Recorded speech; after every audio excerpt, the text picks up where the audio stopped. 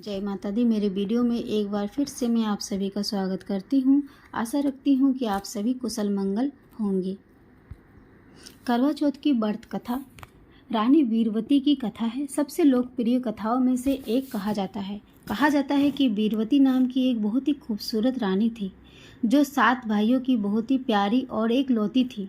उन्होंने अपना पहला करवा चौथ एक विवाहित महिला के रूप में अपने माता पिता के वहीं शुरू किया।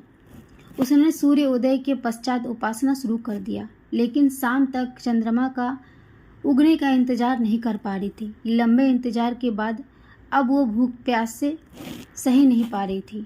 करवा चौथ के लिए अपने बहन को भूखे प्यासे इस प्रकार देखकर सभी भाई बड़ा ही दुखी हो रहे थे। उन्होंने उससे व्रत को तोड़ने के लिए कहा, लेकिन उसने मना कर दिया। इसी पर भाइयों ने नगर के बाहर जाकर अग्नि जला दी और छलनी ले जाकर उस प्रकाश पर रख दिया। बहन से कहा, बहन चंद्रमा निकल आया है, अर्घ देकर भोजन कर लो। भाइयों द्वारा दिखाए गए प्रकाश को अर्घ देकर वीरवती भोजन कर ली। इस प्रकार से उसका व्रत भंग हो गया। गणेश जी वीरवती पर रुष्ट हो गए। इसके बाद उसने अपने पति को देखा कि उसका पति बहुत बीमार होने लगा। अब वो हमेशा ही बीमार रहने लगा। घर के सारे धन संपत्ति समाप्त हो गए।